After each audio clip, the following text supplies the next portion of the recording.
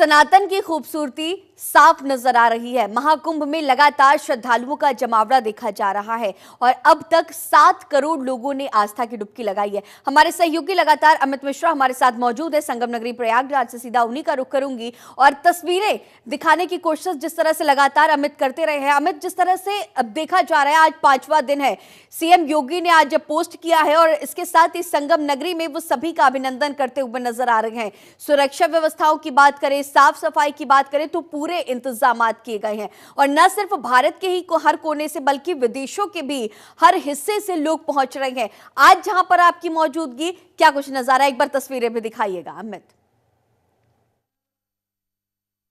जी बिल्कुल गरिमा, आपको सबसे पहले सुबह की तस्वीर दिखाते हैं। देखिए श्रद्धालु जो है वो आ रहे हैं और अगर इन श्रद्धालुओं के हुजूम में बात करें तो क्या छोटे क्या बड़े, सब देखिए छोटे छोटे बच्चे जो हैं वो भी अपने माता पिता के साथ स्नान करने आ रहे हैं। इतनी ठंड, इतना गलन होने के बावजूद भी उत्साह भरपूर है और जिस तरीके से आंकड़ा लगातार बढ़ रहा है उससे ये माना जा सकता है कि जो सरकार ने अनुमान लगाया है 40 करोड़ से अधिक श्रद्धालु आएंगे, तो उसका उदाहरण जो है वो साफ तौर पे आप देखिए कि सर पर गठरी लादे और कहां से देखिए दूर दराज से लोग चले आ रहे हैं। अभी भी उत्साह वही है, 5वां दिन है लेकिन उत्साह में कोई कमी नहीं है, संख्या में भी कोई कमी नहीं है। जहां आप देखेंगे ये देखिए तमाम लोग जो है वो ऐसे ही दूर दराज से पैदल और चले आ रहे हैं। कहाँ से आ रहे हैं दादा? अयोध्या से। हाँ स्नान करने? हाँ जी, ऐसी व्यवस्था है? बहुत बढ़िया है, व्यवस्था अच्छी है। हाँ बिल्कुल, देखिए ये तमाम लोग जो है वो चले आ रहे हैं और दूर दराज से। इसमें अगर सबसे बात इस बार करें कुंभ में तो युवा जो है वो काफी आकर्षित हो रहे हैं। लगातार युवाओं का जो हुजूम है वो भी संगम नगरी पहुंच रहा है। तो ये अपने आप में खास तस्वीरें हैं जिस तरीके से सनातन के इस महापर्व को देश दुनिया देख रहा है और देश दुनिया में इसका परचम लहरा रहा है। और सबसे खास बात गरिमा आपको बता दें कि ये केवल जहां पर हिंदू राष्ट्र है वही नहीं, जहां पर हिंदू देश है वही नहीं, इस्लामिक कंट्री में भी महाकुंभ जो है वो ट्रेंडिंग पर चल रहा है। तो जाहिर से तौर पर बात है कि ये महाकुंभ का विश्व का सबसे बड़ा मेला इसीलिए नहीं कहा जाता। यहाँ पे तमाम लोग पहुंचते हैं दूर दराज से और ऐसे ही यहाँ पर आकर के आस्था की डुबकी लगाते हैं। लगातार जनतंत्र टीवी के माध्यम से हमारे सहयोगी जो वहां पर संगम नगरी में मौजूद है तस्वीरें भी दिखाते रहे हैं और संगम आने वाले श्रद्धालुओं का अभिनंदन इस दौरान सीएम भी करते हुए नजर आ रहे हैं। हमारे सहयोगी अमित की लगातार मौजूदगी संगम नगरी में। अमित, अब जिस तरह से देखा जाए कि अब ये श्रद्धालुओं का आंकड़ा धीरे धीरे बढ़ रहा है, पहले दिन जब हमने देखा था तो करीब 1.5 करोड़ लोग पहुंचे थे और अब आज ये 5वां दिन और 7 करोड़ लोगों ने अब तक आस्था की डुबकी लगा ली है। तो प्रशासनिक अमले की अगर हम बात करें, आपकी लगातार बातचीत भी होती रही होगी इस दौरान तमाम अधिकारियों से, कितनी बड़ी चुनौती दिन ब दिन बढ़ती जाएगी क्योंकि अभी 45 दिन का वक्त है और अब तक सिर्फ 5 दिन गुजरे हैं और 40 दिन, कितनी बड़ी चुनौती इस दौरान अगर सुरक्षा व्यवस्थाओं के मद्देनजर, साफ सफाई के मद्देनजर और पूरा मैनेजमेंट, ताकि कहीं पे भी किसी के बीच में वाद विवाद न हो, लड़ाई झगड़े ना हो, तो किस तरह से पूरा मैनेजमेंट किया जा रहा है? बता दें कि जितना बड़ा ये आयोजन है उतनी बड़ी चुनौती भी सरकार के लिए होती है और प्रशासन जो होता है उसके लिए भी कठिन चुनौती जो होती है। हालांकि अभी जो स्नान हुए उस पर इस चुनौती को बखूबी जो है वो प्रशासन ने एक्सेप्ट किया है और उस पर बखूबी काम भी किया है। किसी प्रकार की दिक्कतें जो है वो नहीं देखने को मिली है क्योंकि प्रशासन ने युद्ध स्तर पर तैयारी कर रखी है। आप सामने देखेंगे इतनी भीड़ आ रही है लेकिन उसके बावजूद भी जो बैरिकेटिंग्स है वो लगाई गई है और दूसरे तरफ भी अगर आप देखेंगे तो वहां पर भी बैरिकेटिंग लगाई गई है, पुलिस फोर्स लगाए गए हैं। हालांकि इस बार की जो पुलिसिंग है वो थोड़ा सा बदली हुई नजर आ रही है। बदली हुई इसलिए नजर आ रही है क्योंकि ये पुलिस लोगों को खुद समझा रही है, लोगों को जो है वो जागरूक कर रही है, इसके साथ ही साथ उनकी मदद भी करते हुए नजर आ रही है कि किसी प्रकार से किसी को दिक्कत ना हो, अगर कोई परेशानी में फंसा हुआ है तो उसकी मदद भी कर सके। तो इस तरह की तस्वीरें जो है वो लगातार आप देख रहे हैं।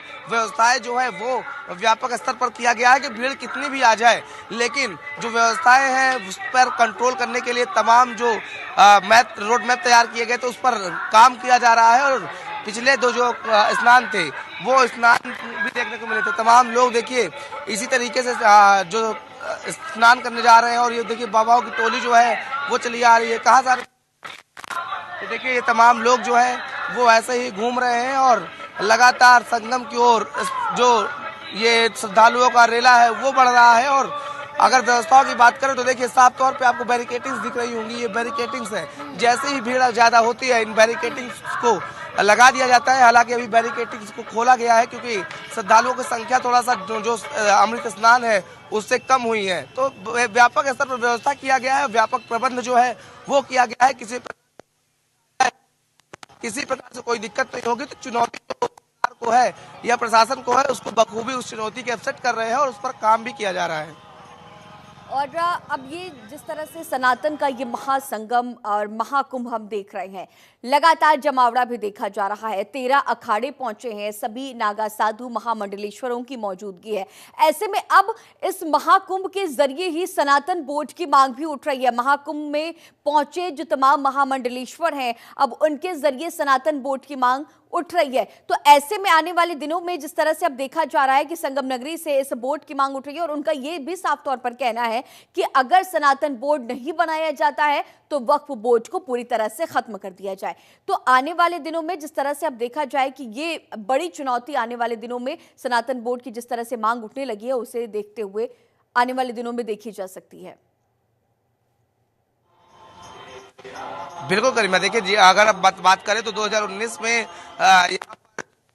कुंभ का आयोजन हुआ था तो अभी धर्म संसद की गई थी। सवाल वही था कि अब इस संगम नगरी से महाकुंभ से सनातन बोर्ड की मांग लगातार उठाई जा रही है और साफ तौर पर सभी महामंडलेश्वर का एक सुर में ये कहना है कि अगर सनातन बोर्ड का गठन नहीं किया जाता है तो वक्फ बोर्ड को पूरी तरह से खारिज कर दिया जाए, खत्म कर दिया जाए।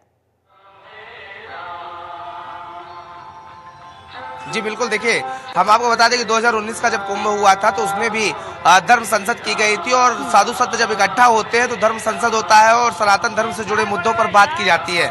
उस दौरान राम मंदिर को लेकर के बात की गई थी और इस बार जब महाकुंभ का आयोजन हो रहा है तो सबसे बड़ा मुद्दा जो है वो सनातन बोर्ड को लेकर के है। तो ये धर्म संसद जो है वो आयोजित की जाएगी। संगम में धर्म संसद होगी जिसमें साधु संत, अखाड़ा के आचार्य, महामंडलेश्वर, पदाधिकारी सब मौजूद रहेंगे। और इस धर्म संसद में जो धर्म अगर बात करें तो सनातन बोर्ड गठन की बात की जाएगी, उस मुद्दे पर मोहर लगाई जाएगी और उसकी मांग उठाई जाएगी।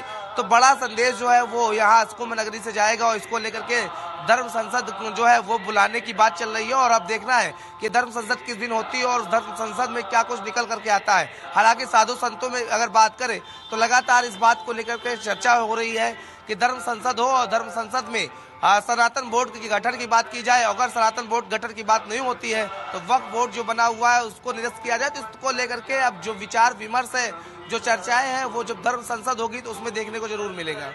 लगातार देखा जा रहा है कि जो तमाम श्रद्धालु पहुंच रहे हैं, योगी सरकार और केंद्र की मोदी सरकार की तारीफें भी करते हुए नजर आ रहे हैं। तो बड़ा इम्पैक्ट भी इस दौरान देखा जा रहा है और ये भी कहा जा रहा है कि इस बार का ये महाकुंभ पिछले हुए तमाम महाकुंभ से बेहद अलग है, बेहद खास है। दिव्य भव्य के साथ साथ डिजिटल महाकुंभ। एक बार डिजिटल महाकुंभ क्यों कहा जा रहा है, तमाम जो टेक्निक्स का इस्तेमाल किया गया है, इसकी भी जानकारी एक बार साझा कीजिएगा दर्शकों के साथ। हमें देखिए आपको बता दें कि डिजिटल महाकुंभ इसलिए कहा जा रहा है क्योंकि इस बार एक क्लिक पर आपको पूरे कुंभ की जानकारी मिल जाएगी। एक क्लिक पर आप कुंभ में मिल रही सुविधाओं के बारे में जान जाएंगे। एक क्लिक में आप कुंभ से जुड़ी हुई तमाम जो अधिकारी हैं उनसे संपर्क कर सकेंगे। तो इसलिए डिजिटल कुंभ कहा गया, उसको लेकर व्यापक इंतजाम किए गए हैं। साफ तौर पर कई QR कोड्स बनाए गए हैं और लगातार उन QR कोड्स को स्कैन करके आप अगर आपको स्वास्थ्य से संबंधित जानकारी लेनी है तो आप स्वास्थ्य से संबंधित जानकारी उस QR कोड के माध्यम से ले सकते हैं।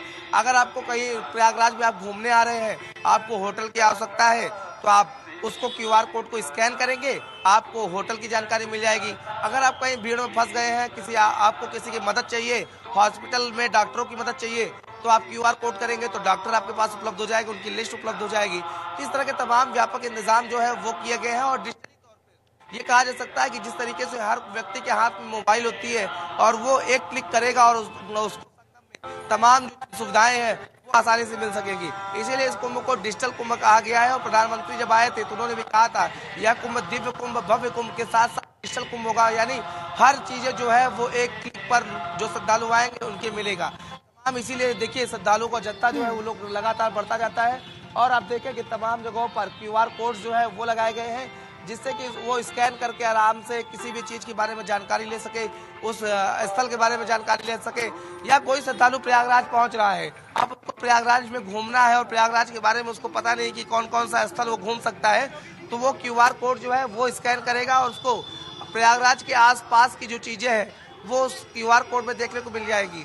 तो इसीलिए इस कुंभ को दिव्य भव्य के साथ साथ डिजिटल कुंभ कहा गया है, क्योंकि तमाम चीजें जो है वो सरकार ने इस बार ऑनलाइन किया है, जिससे कि आप आसानी से कुंभ से जुड़ सकते हैं, कुंभ से जुड़ी जानकारी प्राप्त कर सकते हैं और कुंभ में चल रही सेवाओं का लाभ ले सकते हैं। इसलिए इस कुंभ को डिजिटल कुंभ भी दिया गया है। जी।